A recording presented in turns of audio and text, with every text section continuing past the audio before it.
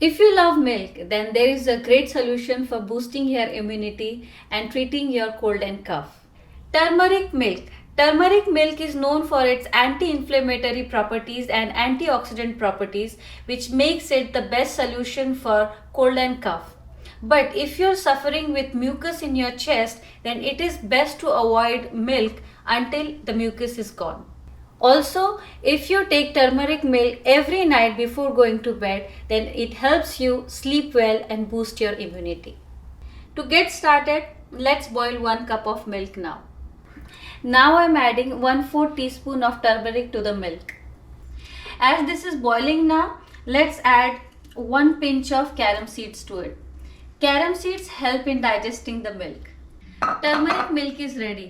Now I am straining it into a cup.